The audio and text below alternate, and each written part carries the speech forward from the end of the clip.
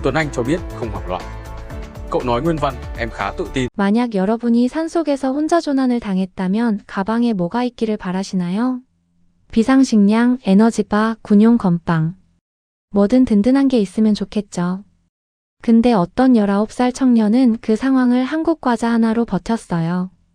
그것도 무려 37시간 동안. 베트남 북부에 있는 땀다오 산. 한 베트남 대학생이 등산을 하던 중 깊은 숲속에서 길을 잃고 말았어요. 그에게 남아있던 건 물 한 병과 간식들 뿐이었습니다. Sáng ngày 19 tháng 4, Nguyễn Tuấn Anh, sinh viên 19 tuổi Đại học Đại Nam, cùng bạn bắt đầu hành trình khám phá Tam Đảo. Điểm xuất phát, dốc Rít, chân núi thôn Vĩnh Ninh, xã Đạo Trù, tỉnh Phú Thọ. Tại đây, họ gặp một nhóm phượt đông hơn và nhập đoàn. Cung đường mới, địa hình phức tạp, chủ yếu dành cho người có kinh nghiệm. Còn Tuấn Anh chưa từng leo núi một ngày nào. 응우엔 뚜안이라는 19살 대학생이 친구들과 등산을 갔다가 하산 도중 일행과 떨어졌어요. 길을 잃은 거죠.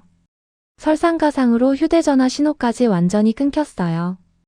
연락도 안 되고 아는 길도 없고 날은 어두워지고 누구라도 패닉이 올 수밖에 없는 상황이었어요. Vài chục phút sau, Tuấn Anh nhận ra mình bị lạc. Điện thoại không sóng, không bản đồ, không thiết bị định vị. Xung quanh chỉ là rừng rậm và những lối mòn chằng chịt. Sau phút hoảng hốt, cậu trấn tĩnh, quyết định men theo con suối. Vì theo suối thì sẽ xuống được chân núi. 여기서 뚜안은 포기하지 않았어요. 계곡 근처 바위 밑에 몸을 숨기고 가지고 있던 걸 꺼냈어요. Dùng chai nhựa mang theo hướng nước suối uống dần. Thức ăn chỉ còn vài chiếc bánh choco pie. Và đây là chi tiết khiến ai đọc cũng lặng người. Cậu chủ động chia nhỏ khẩu phần để cầm cự. 남은 건 바로 한국의 초코파이였어요. 뚜안이 가진 건 딱 그것뿐이었어요. 초코파이 몇 개와 그리고 계곡물. 다른 식량도 없었고 구조대가 언제 올지도 몰랐어요. 경찰, 군, 민병대까지 수백 명이 수색에 나섰지만 산속은 넓었고 시간은 계속 흘렀어요. Cậu nói nguyên văn, em khá tự tin, nghĩ rằng mình sẽ tìm được đường xuống. Ban đêm, cậu dừng lại nghỉ ban ngày, tiếp tục men theo suối, kiên định một hướng đi. Khoảng 18 giờ ngày 19 tháng 4, khi nhóm phượt không thấy Tuấn Anh trở lại và mất liên lạc, họ lập tức báo chính quyền địa phương. Ngay trong đêm, 8 tổ tìm kiếm được thành lập, hàng trăm người, gồm công an, quân đội, dân quân tự vệ, kiểm lâm và người dân được huy động.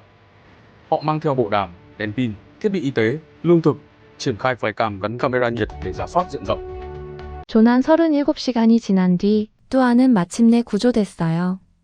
탈진 상태이긴 했지만 비교적 건강했어요. 놀랍게도 그의 주머니에는 초코파이 4개가 아직 남아 있었어요. 아껴 먹으면서 버텼던 거예요. 이 사연이 베트남 현지 매체와 온라인 커뮤니티에 퍼지자 반응이 폭발했어요. 생존의 비밀은 작지만 에너지가 큰 식품인 초코파이를 생존 키트에 반드시 넣어야 한다 이런 말까지도 나왔어요. 어떤 분들은 웃으면서 읽으셨을 수도 있는데 사실 이게 그냥 우스갯소리가 아니에요. 군용 비상식량으로 쓰이는 비스킷이 따로 있을 만큼 재난 상황에서 고칼로리 식품은 진짜 생사를 가를 수도 있거든요.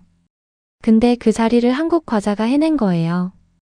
베트남에서 생존 간식으로 불릴 만큼 화제가 된 초코파이. 지금 이 영상 아래 쇼핑 탭에서 확인하실 수 있어요. 부드러운 케이크 사이에 쫀득한 마시멜로, 겉은 달콤한 초콜릿으로 감싸져 있어서 한 봉지만 먹어도 든든함이 느껴져요. 개별 포장이라 간편하게 꺼내 먹기 좋고 커피나 차와 함께 즐기기에도 잘 어울리죠. 오랫동안 사랑받아온 이유는 맛에 있어요.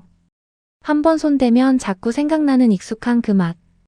해외에서 입소문난 이유, 직접 먹어보면 바로 느끼실 수 있습니다. 사실 초코파이가 베트남에서 단순한 수입 과자 취급을 받는다고 생각하면 완전히 틀린 거예요. 오리온이 베트남에 처음 진출한 게 1995년이에요. 지금으로부터 딱 30년 전이죠. 그리고 지금은요? 베트남 파이 시장 점유율 70%예요. 현지 브랜드도 있고 다른 나라 제품도 있는데 초코파이가 시장의 절반 이상을 먹고 있는 거예요. Choco pie. Well, we've seen these everywhere in convenience stores. Almost a little bit like a Tunnocks tea cake, where it's got like a little marshmallowy bit, I'm hoping, and a little bit of biscuit. Let's give it a go. Or it does look like a Tunnocks tea cake. I'm excited. It is like a Tunnocks tea cake. It's a bit more bready than a Tunnocks tea cake. This is not okay. This needs to stop now. It's got the marshmallow. It's got like the thin kind of chocolate layer on the outside. This is actually a lot more doughy than I thought it was going to be. I thought it was going to be a lot more like crunchy, like a biscuit, but it's actually really like soft. I'll probably rate this 7.5. It's pretty good. It's just a chocolate and marshmallow cake. What is there not to like? 작년에는 처음으로 연 매출 1,300억 원을 돌파했고 지금까지 누적 매출은 무려 1조 1,300억 원에 달해요. 베트남에서 초코파이는 명절 선물로 주고받을 만큼 국민 간식이에요. 이미 그들의 일상 깊숙이 들어가 있었던 거죠. 근데 여기서 잠깐 베트남에서 초코파이가 얼마나 깊이 자리를 잡았는지 보여주는 이야기가 있어요. 베트남에서는 설날, 즉 명절에 가족끼리 선물을 주고받는 문화가 있는데 한국으로 치면 추석이나 설에 과일트나 홍삼을 주고받는 것처럼요. 그런데 그 자리에 초코파이가 있어요. 한국 과자가 베트남 명절 선물 세트에 당당하게 들어가 있는 거예요. 처음에는 좀 신기한 외국 과자였겠죠. 근데 이제는 그냥 익숙하고 반가운 선물이 됐어요. 여기서 끝이 아닌 것이 베트남은 제사 문화가 굉장히 중요한 나라예요.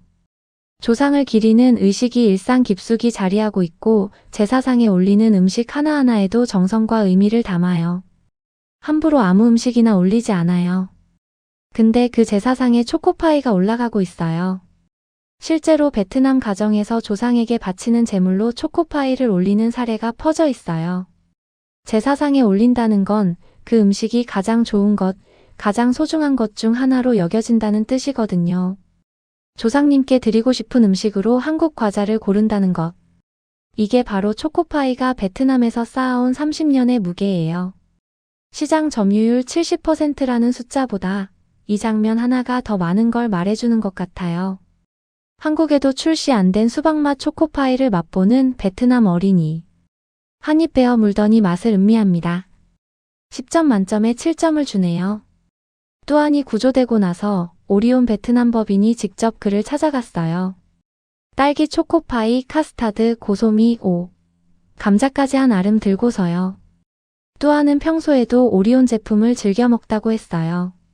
그러니까 산에 올라갈 때도 자연스럽게 초코파이를 챙긴 거였던 거예요. 그냥 좋아하는 과자를 들고 갔을 뿐인데 그게 자기 목숨을 지켜줬던 거잖아요. 생각해보면 참 묘한 이야기예요. 이 지점에서 한국의 초코파이 말고 다른 나라의 초코파이는 없을까 하는 궁금증이 생깁니다. 물론 있어요. 미국의 문파이가 있어요. 그래서 온라인에서는 두 파이를 비교한 영상을 쉽게 볼 수 있어요. Hey everybody, we're going to be doing something a little bit different here on the channel today. We're going to do a comparison of two treats, one from South Korea, which is the Choco Pies, and compare it to my favorite southern treat, Moon Pies.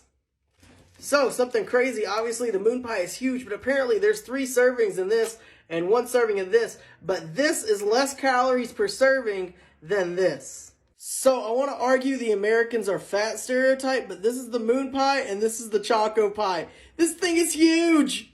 So, first one, the control of the Moon Pie.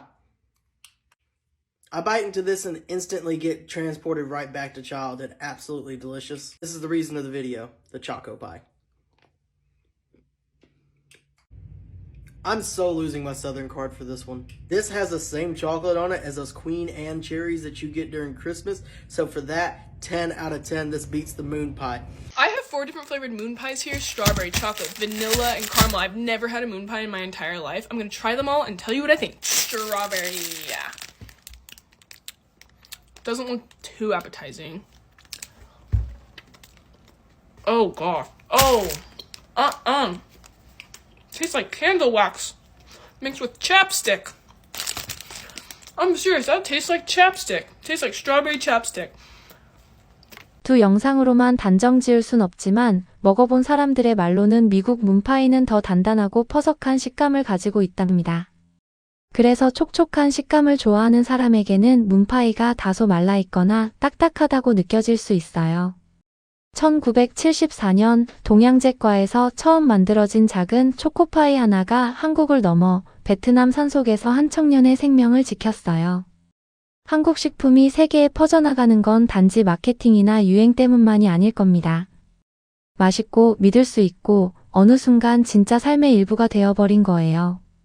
초코파이가 베트남에서 30년을 버텨온 이유, 이번 사건이 그 이유를 너무 잘 보여준 것 같아요. 단순히 시장을 점령한 게 아니라 사람들의 마음속에 자리를 잡은 거니까요. K푸드의 진짜 저력은 숫자가 아니라 바로 이런 순간에 드러나는 것 같아요. 오늘 이 영상 보고 초코파이 생각나신 분 저만 그런 거 아니죠?